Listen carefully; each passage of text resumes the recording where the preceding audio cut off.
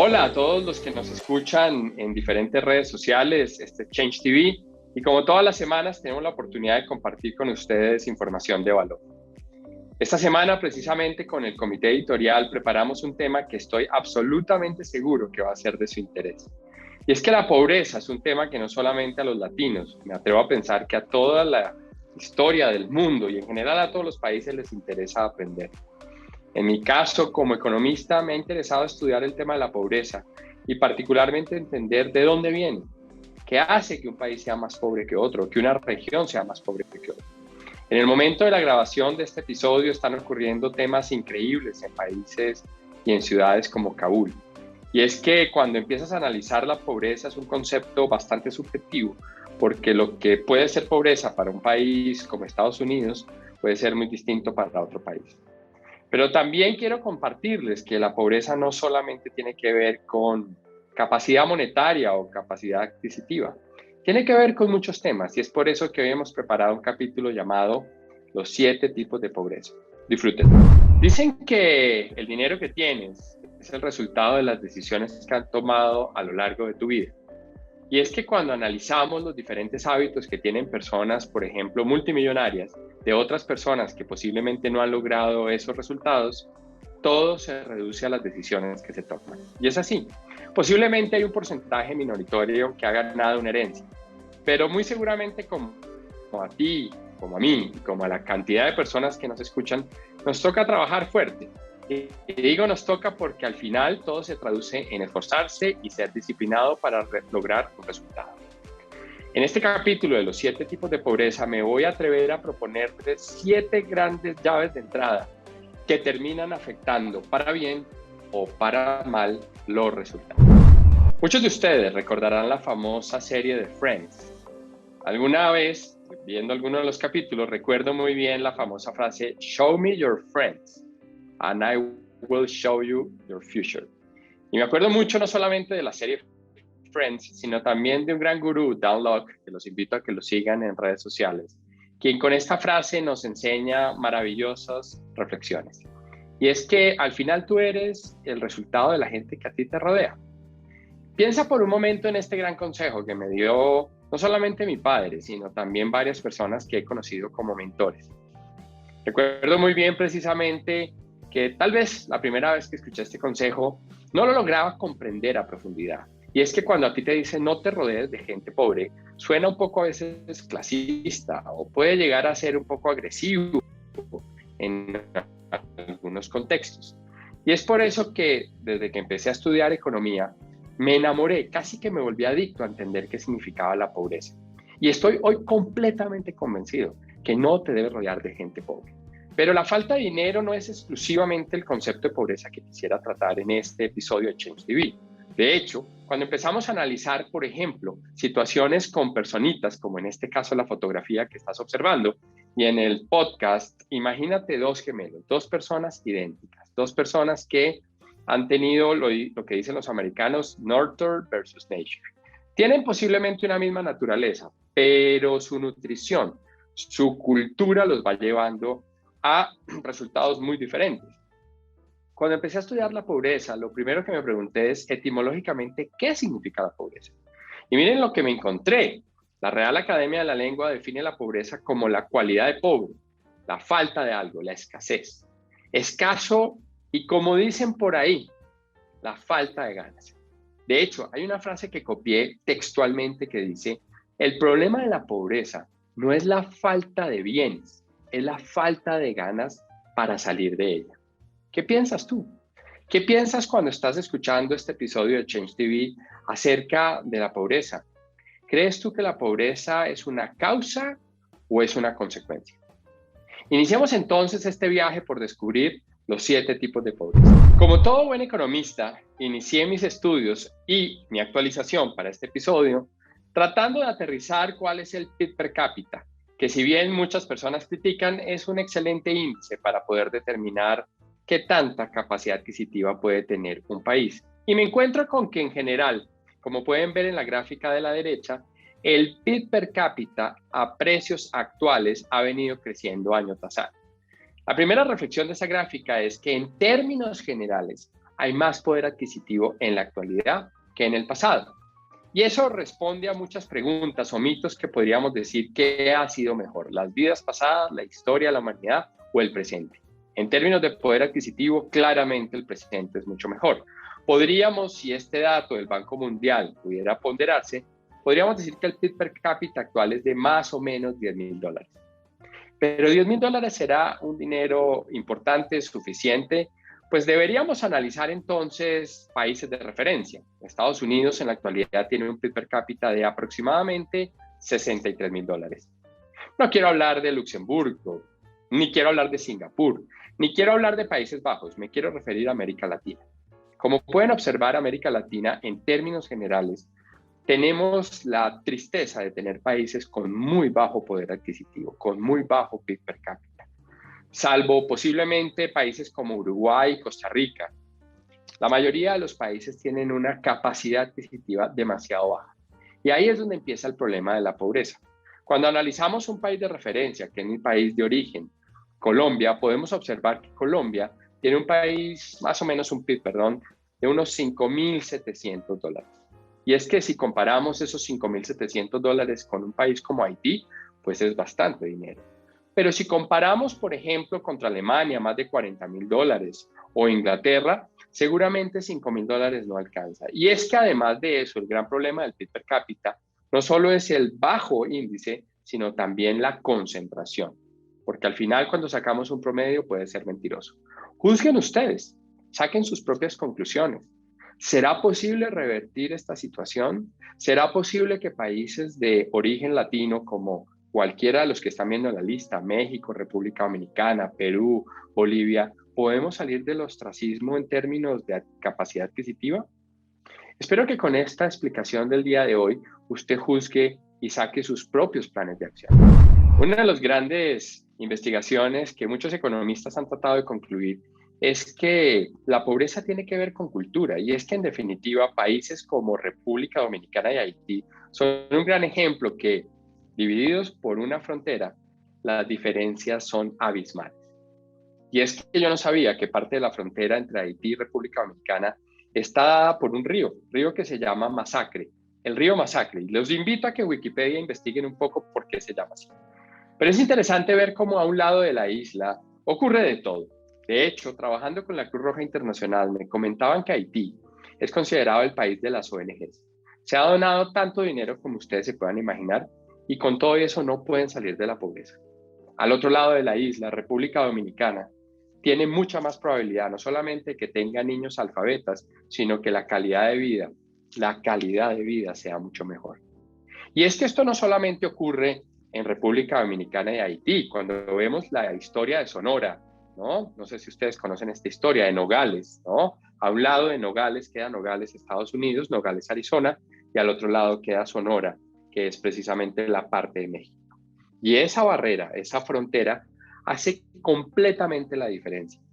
Por eso es que economistas, sociólogos, incluso antropólogos se han dado la oportunidad de entender por qué en algunos países no se puede salir de la pobreza y por qué en otros sí.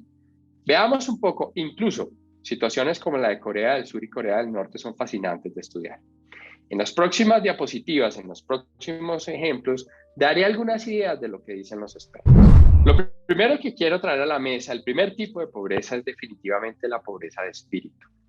Se sorprenderán muchos porque hasta acá en el capítulo hablaba de terminología económica, de datos, de PIB per cápita. Pero quiero arrancar con algo fundamental, y es que el espíritu lo es todo. Y no me refiero a religión, me refiero a tener una brújula, tener un claro para qué hago lo que hago. Fíjense que Robert Kiyosaki, en más de sus 28 libros, nos ha invitado a entender que el dinero es una consecuencia, no es una causa. Muchas de las personas multimillonarias en el mundo lo han logrado después de una edad importante. Incluso Warren Buffett ha comentado que después de los 63 años es que ha logrado la mayor cantidad del dinero que tiene en este momento. Pero tengas 15 años de edad o estés iniciando tu carrera profesional o seas una persona jubilada, no olvides esto. Todo arranca por tener un propósito, un para qué hago lo que hago. El primer tipo de pobreza tiene que ver con aquellas personas que tienen falta de espíritu, falta de esperanza, que se agotan sustancialmente. es muy fácil rendirse. Creo que es una de las cosas más fáciles en la vida y además es gratis. Así que las personas que tienen pobreza de espíritu tienen mucho, mucho que aprender en términos de pobreza. Algunas de las recetas que he encontrado en la literatura que investigo para poder traducirlo en el capítulo de hoy tienen que ver precisamente con aprender sobre tu propia brújula personal. Lo primero que yo te invito es que fortalezcas y profundices en tu autoconocimiento. Y es que solo tú vas a poder saber verdaderamente para qué eres bueno en la vida. Marcus Buckingham, en su famoso libro Ahora descubre tus fortalezas, nos invita a que cada uno de nosotros tenemos máximo entre 3 a 5 habilidades innatas. Y es que cuando tú descubres tu habilidad innata, puedes ser mejor que el promedio de las personas. Y es ahí donde puedes empezar a salir de la pobreza. Pero también es importante crear conciencia, desarrollar conciencia. Y la conciencia, como lo veremos más adelante, tiene que ver con la capacidad de anticiparte a las consecuencias de tus actos. Si tú inviertes todo tu dinero en el casino o lo inviertes en comprar lotería, pues ya de adulto sabes que vas a tener consecuencias. No hay nada más poderoso para salir de la pobreza que invertir en tu nivel de conciencia. Tercero, muy importante desarrollar tu voluntad. Y es que la voluntad es férrea amiga de la disciplina. A más voluntad, más probabilidad de ahorrar. A más voluntad, más probabilidad de invertir. A más voluntad, aprender a decir no. La voluntad es fundamental a la hora de salir de la pobreza. Y definitivamente también te invito a que desarrolles y potencies tu capacidad creativa. La creatividad es algo fundamental porque la mayoría de personas que han logrado volver una idea, una gran oportunidad de negocio y una gran compañía, por ejemplo, el unicornio, nacieron de pequeñas ideas en servilleta. Así que date la oportunidad semana tras semana de potenciar esa creatividad que seguramente algunos han descubierto y otros no. Así que la primera tipología de pobreza que quería conversar hoy es la pobreza de falta de brújula, de falta de espíritu. El segundo tipo de pobreza que quiero compartir hoy contigo es la pobreza de sabiduría. Y es que muchas personas confunden la diferencia entre conocimiento y sabiduría. Y es que tú puedes conocer mucho, pero no saberlo aplicar. ¿De qué te sirve leer información si no sabes aplicarlo en tu vida? Y es que de pronto aprender significa saber que existe, pero la sabiduría es saber cuándo aplicarlo. Por eso es que a mí me encanta estudiar sobre personas que han estudiado sobre sabiduría, sobre los sabios que dicen. Por ejemplo, para mí, uno de los grandes sabios de la humanidad moderna, que lamentablemente falleció, es Stephen Covey. Y es que en su famoso libro, Los 7 hábitos de la gente altamente efectiva, nos planteaba ya por allá en el año 1993 un concepto que me encanta, y es el continuum de la madurez. Cuando tú vas desarrollando esa capacidad de sabiduría, vas entendiendo que algunas cosas tienes que depender de otros, así de sencillo. Cuando tú te enfermas, tienes que depender de otros que te ayudan a medicarte, que te ayudan a organizar y a diagnosticar qué puedes estar teniendo. Pero hay otros momentos de tu vida, hay otras herramientas donde tú tienes que ser independiente, donde por ti tienen que pasar las cosas. Pero llegarás a un nivel máximo de sabiduría y, cómo no, de madurez, cuando logras la interdependencia. La interdependencia es ese momento maravilloso cuando aprendes a diferenciar en qué eres dependiente y en qué necesitas independencia. Cuando logras la interdependencia vas a lograr mayor capacidad de salir de la pobreza por muchas razones. Y es que el 99% de las cosas que tú haces, las haces con otras personas. Una persona sabia aprende, por ejemplo, a decir que no. Y es que tú puedes saber mucho, pero la sabiduría te va a permitir a ti hacer renuncias. La persona que le dispara todo, la persona que hace de todo, se vuelve un todero y posiblemente no va a ser especialista en nada y, como no, va a ser fácilmente reemplazable. En algún capítulo de Change TV daba un dato que me encantó, y es que si tu trabajo es rutinario y más del 60% del tiempo, vas a ser reemplazado por la tecnología. Así que aprender a focalizar la energía te va a ayudar a salir de la pobreza. También es importante aprender a consignar en la cuenta bancaria de los demás, como decía Covey. Y es que al final, si tú solamente quitas y quitas y retiras de los demás, te vas a quedar solo o te vas a quedar sola. Al final es muy importante trabajar sobre la relación con los demás, como lo planteó la famosa investigación de Harvard Business School sobre qué hace felices a los seres humanos. Y es que al final, si tú logras conectarte con otros, vas a ser mucho más feliz. Y la sabiduría tiene que ver con eso, que tú al final vas a codepender de tanta gente que si no inviertes en los demás vas a tener consecuencias. También es muy importante que tú promuevas la sabiduría en los que te rodean, porque si tú eres una persona sabia, pero alrededor hay personas ignorantes, no van, primero que todo, a celebrar tu sabiduría, te la van a criticar. Pero lo que es más interesante, y es que eso pasa con deportistas de alto rendimiento y también pasa con personas en su trabajo. Cuando tú eres muy bueno en lo que haces, vamos a llamar un high performer, por ejemplo, pero trabajas con gente low performer, tu nivel va a tender a caer. Así que recuerda promover la sabiduría de los que te rodean. Y para cerrar este punto, me gustaría que todos los domingos o todos los viernes, dependiendo cómo sea tu semana, cierres teniendo un hábito y es generar lecciones aprendidas. Las lecciones aprendidas son fundamentales porque te invitan como mínimo a responder 3 Cs, así como lo escuchas, 3 Cs. ¿Qué debes comenzar a hacer? ¿Qué debes cesar de hacer? ¿Y qué debes continuar haciendo para lograr salir de la pobreza o, como no, aumentar tu abundancia? Te sorprenderá que en un capítulo de pobreza hable del carácter. Posiblemente muchos de ustedes sabrán que el carácter es fundamental para la vida. Como lo decía Covey, la ética del carácter. Y es que al final el carácter dice todo de ti. Por ejemplo, el carácter tiene una correlación directa con tu palabra. ¿Te has preguntado cuánto vale tu palabra? Porque al final, si tu palabra no vale, la gente no va a confiar en ti. Vas a volverte una persona no confiable y al finalizar reducirás las oportunidades laborales o las oportunidades desde cualquier perspectiva.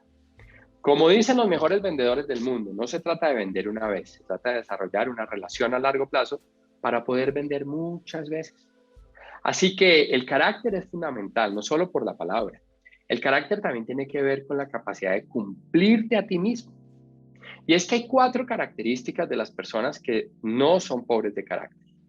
En otras palabras, las personas que tienen carácter logran eliminar la pobreza porque su carácter en sí mismo los ayuda a ser mejores personas. Esas 4 características te las recomiendo y son muy simples. Se llaman integridad. La integridad es la base del carácter y la integridad está definida por 4 grandes componentes. Primero, educar el cerebro, lo que se llama la inteligencia cognitiva. Es muy importante que tú recuerdes esto. El cerebro es un músculo que se cansa. Después de los 25 años de edad, los neurocientíficos sugieren que el cerebro no le interesa aprender. Así que, ¿te has preguntado cuántas horas a la semana has dedicado a aprender algo nuevo? ¿O a reforzar conocimientos o a desaprender? Segundo tipo de componente de tu integridad, la inteligencia emocional.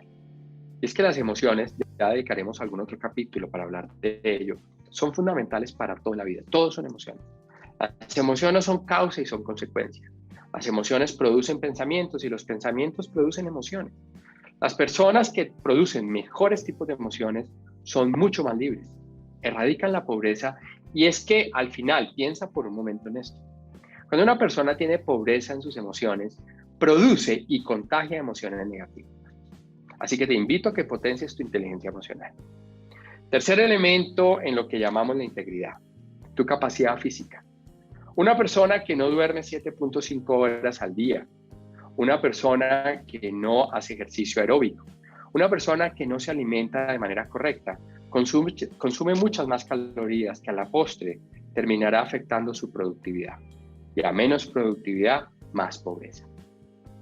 John Medina, el famoso autor neurocientífico de la Universidad de Washington, tiene libros fabulosos que te recomiendo para estudiar sobre mejores hábitos en salud. Y como no, al final la inteligencia espiritual, que ya lo he mencionado en este podcast, en este video de YouTube.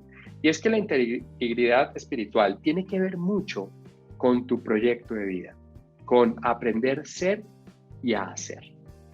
Así que cuando eres pobre de carácter, no me llames, porque muy seguramente me vas a contagiar de tus malos hábitos. El cuarto tipo de pobreza tiene que ver con la actitud, y es que la pobreza de actitud es terriblemente contagiosa. Muchas de las personas que estudian sobre la actitud han llegado a concluir que la actitud es tan, pero tan contagiosa, que por ejemplo el famoso chileno Lozada, que te invito a que lo consultes en internet, descubrió que más o menos una persona que afecta con su actitud negativa, más o menos para poder contrarrestar la productividad de un equipo, hay que generar 4 a 5 actitudes positivas. De hecho, el señor Lozada, chileno, planteó ese indicador como el famoso indicador o ratio de la positividad. Ojo con lo que te voy a contar, porque puedes aprender montones de este señor Lozada. Y es que cuando una persona elogia y tiene una actitud positiva demasiado elaborada, pierde la capacidad de analizar riesgos y al final puede caer en problemas, incluso de pobreza. Cuando una persona solo ve el vaso medio lleno todo el tiempo, podría estar perdiendo la posibilidad de identificar situaciones de poco control, situaciones de riesgo. Ojo con eso. Pero lo contrario también es cierto. Cuando una persona solamente ve el vaso medio vacío y su ratio de positividad es casi nulo, lo más seguro es que no va a alcanzar jamás su mejor punto de performance. Se llama el peak performance, el mejor momento de performance. Así que Lozada planteó que más o menos una persona debería de manera cotidiana, para tener realmente un bienestar, tener entre 3 a 11, ojo con este dato, de 3 a 11 momentos de actitud positiva a lo largo del día. Así que cuando una persona a lo largo del día no tiene de 3 a 11 eventos de actitud positiva, puede tener muchos problemas. Y eso es lo que llamamos pobreza de actitud. Así que acá te doy algunas ideas de Lozada y de otros autores.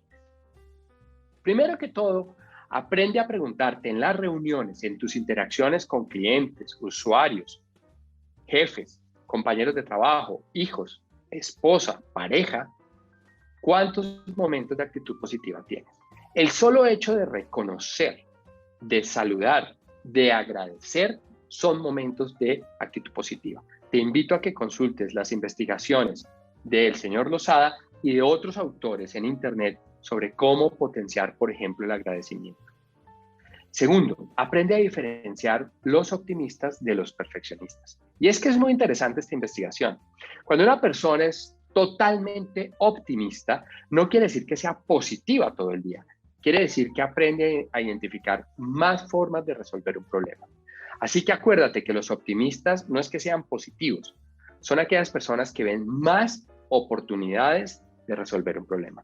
Por el contrario, los perfeccionistas tienden a amargarse más porque todo quieren que salga perfecto. Y cuando tú quieres que todo salga perfecto, vas a sufrir la vida. Una tercera idea para aumentar tus momentos actitudinales positivos puede ser solicitar un feedback de actitud. Me explico. Pídele a las personas con las que interactúas de manera cotidiana que te den un feedback qué tanto tú abordas la vida de manera actitudinal. No los contamines tratando de justificar por qué lo haces de una manera u otra. Simplemente pregúntales.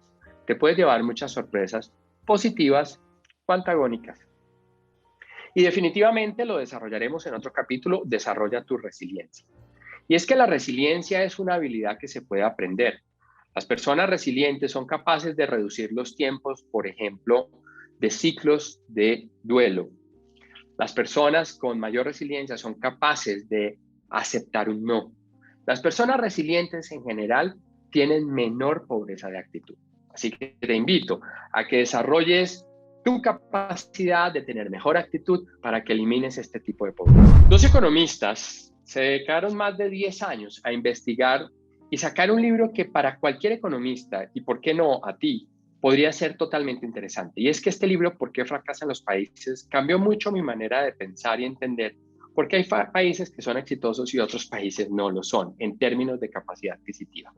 Y uno de ellos, James Robinson, decía que, en definitiva, cuando en general, a la gente le interesa salir de la pobreza, van a salir de la pobreza. Suena obvio, pero no lo es tanto, porque recuerdo en Colombia, por ejemplo, tener muchas conversaciones alrededor de cómo podemos salir de la pobreza, pero no hemos salido. Y entonces me empecé a preguntar, y en este libro podrás desarrollar muchos mejores los componentes que te voy a explicar en este quinto elemento, y es la pobreza cultural. Acuérdate que la palabra cultura viene etimológicamente de cultivo, y lo que tú cultivas terminas pues consumiéndolo. Si tu cultura es de hábitos de pobre, pues así terminas siendo. Piensa cuáles son tus hábitos en la semana, a quién le estás copiando tus hábitos, cuál es el tipo de posición frente a los diferentes temas que haces durante la semana y que tus compañeros de familia o de alrededor del trabajo hace. ¿Cuáles son esos hábitos que tienes? Por ejemplo, te recomiendo 5 hábitos que en este libro se desarrollan y que en definitiva creo que el contexto cultural debería tener. Primero, el hábito de respetar la ley. Hay una correlación directa entre respetar la ley y abundancia. Y es que, por ejemplo, cuando no se respetan los derechos de propiedad, termina habiendo anarquía. Y la anarquía afecta y tiene una correlación directa con la pobreza. Segundo hábito, aprende a ahorrar. Hay muchos ejemplos y evidencias que el ahorro programado a lo largo de la vida te va a sacar de pobreza.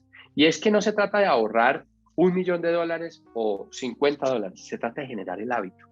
Porque sin que te des cuenta, la ley del interés compuesto, que lo desarrollé precisamente en otro capítulo, creo que fue el capítulo 7, te puede ayudar a volverte multimillonario en pocos años. Aprende a invertir. Y es que la inversión es aprender a generar ingresos pasivos. ¿Cuántas decisiones en la semana estás tomando para generar inversiones?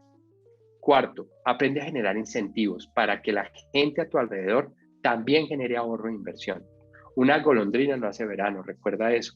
Si tú eres empresario, tienes tu propia compañía o haces parte de un equipo cualquiera sea en una empresa, aprende a promover los incentivos correctos, porque al final todos los seres humanos somos lo que nos miden y los incentivos harán que salgamos o no de la pobreza. Hábito número 5 para salir de la pobreza cultural es aprender a rendir cuentas. Definitivamente la rendición de cuentas, sea a ti mismo o a un amigo o en la empresa al presidente de la compañía, hacen la gran diferencia entre tener disciplina y salir de la pobreza cultural. Así que te invito a que leas este libro y que apliques como mínimo estos 5 hábitos para salir de la pobreza cultural. ¿Y qué decisiones tomarías tú si después de más de 25 años de investigación y más de 83,000 tomografías cerebrales, pudieras en tiempo real poder medir realmente la calidad de vida a través de las tomografías de tu cerebro? Daniel Amen, les recomiendo todos los libros de Daniel Amen, son fabulosos. Particularmente este libro, Cambia tu cerebro, cambia tu vida, realmente me cambió mucho. Y es que su capacidad de investigación, Daniel Amen es un gran neurocientífico americano, ha podido comprobar, por ejemplo, cuando una persona tiene pobreza de amor, afecta notoriamente las tomografías cerebrales. Precisamente para los que están viendo este video en YouTube, podrán observar cómo el cerebro de una persona que tiene sentimientos de odio va afectándose neurológicamente a lo largo de la vida, versus una persona que tiene sentimientos de gratitud. Te voy a confesar que como economista jamás me hubiera imaginado que desarrollar, por ejemplo, la posibilidad de amarte a ti mismo y amar a los que te rodean puede en el largo plazo reducir las posibilidades de que contraigas situaciones o eventos como el Alzheimer. Si quieres aprender más de esto, escucha próximos capítulos de Change TV, en donde vamos a desarrollar principios de neurociencia aplicados a la vida cotidiana. Pero sin anticiparme, te dejo estos datos. Y es que definitivamente la pobreza de amor es, en definitiva, un tipo de pobreza muy general en muchas personas. Así que la clave, primero, mírate al espejo. Disfruta lo que tienes en el momento que lo tienes. Porque si no vives el aquí y el ahora y realmente no aprendes a amarte, vas a tener muchos dolores. Y es que hay gente con mucho dinero que no saben qué gastárselo. Así que la pobreza de amor es una de las pobrezas que más recurrente puedes encontrar y que ojalá no te pase a ti.